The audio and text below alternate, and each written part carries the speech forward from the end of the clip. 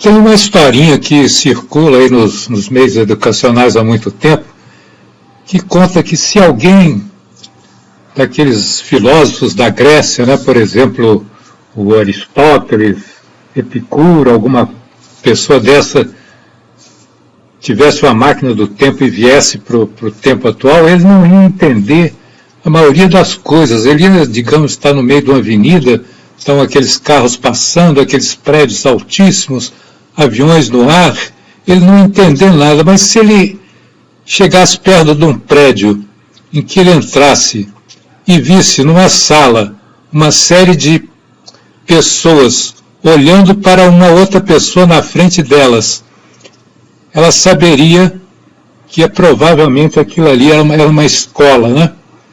Isso aí é quase que uma piadinha crítica para dizer que a educação evoluiu muito pouco durante todos esses anos, mas isso não é bem verdade, não. Eu me envolvi com educação desde os tempos de faculdade, eu dava aula em colégio, dava aula de física, e quando eu me formei, eu entrei na IBM e lá fiquei dando treinamento, né, para os clientes em desenvolvimento de aplicativos. Depois eu fiz consultoria também. Quando eu saí da IBM, eu escrevi uns 15 livros aí. No caso da IBM, eu trabalhava com mainframe, e os livros aí já foram livros ensinando a desenvolver aplicativos para PC. Em 1995 surgiu a internet, e eu achei que aquele negócio de internet era um belo recurso para a gente fazer educação à distância. A educação à distância que existia antigamente, a única que eu conhecia, né, que tinha no Brasil, era a educação por correspondência. Tinha o Instituto Técnico Monitor, que ensinava essa parte de eletrônica. Então eles mandavam aquela correspondência com os fascículos, eu só lia aqueles fascículos, depois preenchia os testes, enfim, existia esse negócio. Mas quando surgiu a internet, eu achei que era um bom recurso para a educação à distância. E eu criei, em 95, eu criei um site. E nesse site eu coloquei justamente uma série de cursos ensinando a desenvolver aplicações em linguagens que estavam surgindo na época, feito C++, Java. Agora, esse site tinha poucos recursos, você mal podia pôr texto e imagem, não dava, naquela época não dava nem para colocar vídeo. E era uma coisa que custava algum dinheiro, porque você precisava de ter um web server para você colocar o seu site. Você tinha que pagar o nome do site, né? O meu site chamava www.dmu.com, era um site até americano, porque na época não existia o tal do .br, mas depois surgiu uma possibilidade de você escrever alguma coisa sem pagar, que foi o negócio do blog. Então surgiu um aplicativo que chamava Blogger, que existe ainda, em que você podia colocar determinados textos, como se fosse uma aula, e podia ter um comentário do aluno. Mas esse blog não era uma coisa feita para educação, era mais para você contar as coisas da sua vida. Então tinha uma linha do tempo, uma sequência, e se você colocasse uma aula, a primeira aula ficava depois da segunda, porque sempre a última coisa que você colocava é que aparecia quando a pessoa entrava no blog. Então não era uma coisa muito prática, não. Depois, é claro, vocês sabem que surgiu o Facebook, né? O Facebook também dá para você colocar vídeo, mas o Facebook é meio complicado para você usar em educação, porque tem aquela coisa que você recebe postagens de seus amigos, mas também dos amigos, enfim, é aquela confusão danada. Pode ser, muita gente acha divertido para passar o tempo, mas para a educação não funciona. Você tem um WhatsApp também que poderia servir, mas se você coloca uma coisa no WhatsApp, depois a pessoa que usa normalmente o WhatsApp no celular, ele lê aquele negócio e depois apaga. Então, atualmente, o melhor recurso para se colocar um curso, eu acho que é o YouTube. E realmente no YouTube você encontra uma quantidade enorme de tutoriais. Agora, o YouTube tem um detalhe, né? você tem aquele vídeo e tem a possibilidade de colocar seus comentários, dar o like, não sei o quê. Agora, primeiro, esse comentário não é por voz, você tem que escrever. E depois, provavelmente, a pessoa que escreveu, que colocou aquele vídeo, não te responde, né?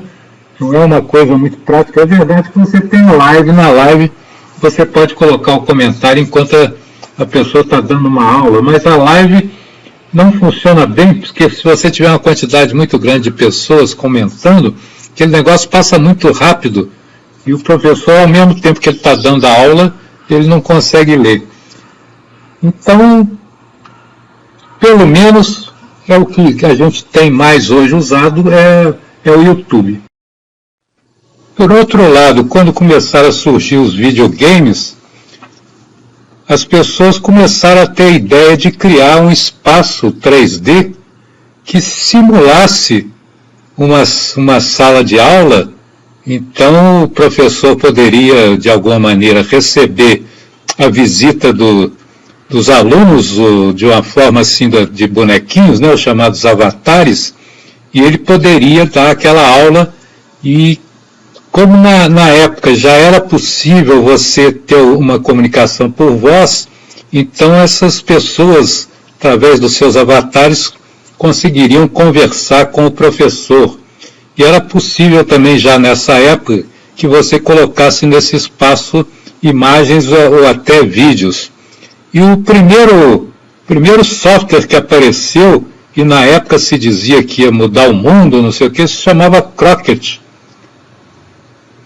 E o Crockett realmente fez algum sucesso, mas o problema do Crockett, primeiro que você precisava ter um servidor, e um servidor mais parrudo, né, que custava pelo menos em torno de $100 por mês. Então esse negócio não foi muito usado, não. Depois surgiu uma outra coisa que não foi feita nem para educação, mas era também em 3D, que chamava-se Second Life. O Second Life fez muito sucesso, mas não na parte de educação. E era caro também, porque você tinha que comprar um negócio que simulava um terreno, você tinha que pagar aquele terreno todo mês, e aí você poderia criar uma escola, né? Mas a última coisa nessa área de 3D que fez algum sucesso foi o Second Life. Depois surgiram outras coisas que não fizeram sucesso.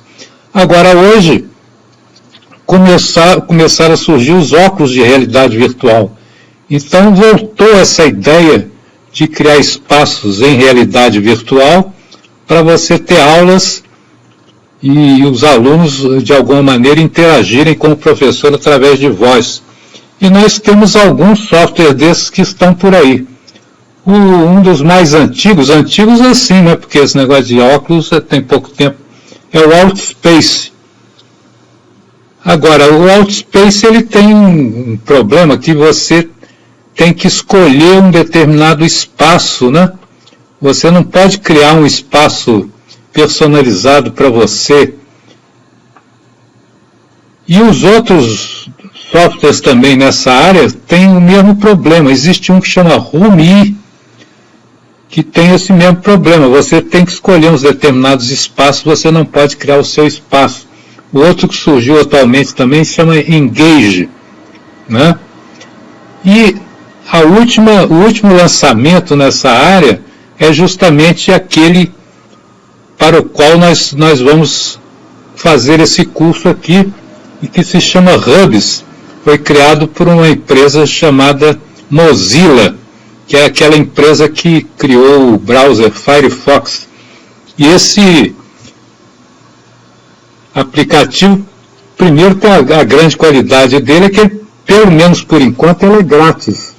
E você pode criar um espaço da maneira que você quiser. Nesse espaço você pode colocar vários vídeos, porque aqueles anteriores que a gente falou, você podia colocar um vídeo que normalmente rodava na hora em que o professor estava presente. Lá no Hubs, não, você pode deixar uns 2 ou 3 vídeos, a pessoa entra no espaço, vê os vídeos e depois você marca uma determinada data em que o professor aparece no espaço e faz comentários ou esclarece dúvidas.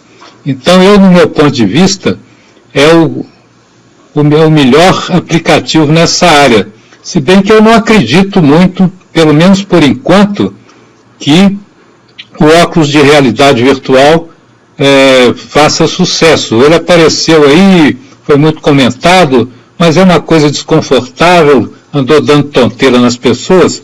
Mas esse software ele trabalha também com PC e com o celular.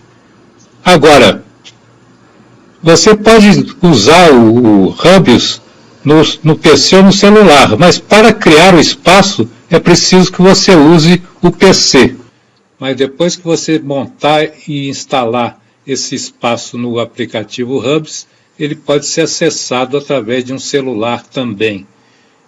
E eu vou mostrar as duas maneiras de você acessar o Rubius. Mas vamos começar então tentando baixar esse aplicativo que é o modelador de espaços. Esse aplicativo se chama Blender. Ele é gratuito. E para baixar esse aplicativo, basta você ir no site da organização que criou o Blender, através do endereço www.blender.org. É muito simples, né? Você abre aqui o seu browser e você coloca lá www.blender.org. E aí você entra aqui no site do Blender. E você tem que fazer o download desse aplicativo, é muito simples. Você vai lá nesse botãozinho, Download Blender, está na versão 2.82a, e você tem a versão para Windows, para Mac e para Linux, mas vamos usar aqui o Windows, então é só clicar de novo no botão aqui.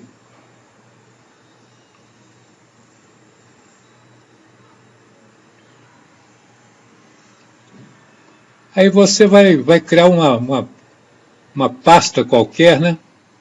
Eu tenho uma pasta aqui só de downloads, mas você pode criar uma pasta, se você não tem uma pasta qualquer, em que você vai baixar esse arquivo aqui, ó, Blender 2.82a Windows 64.msi.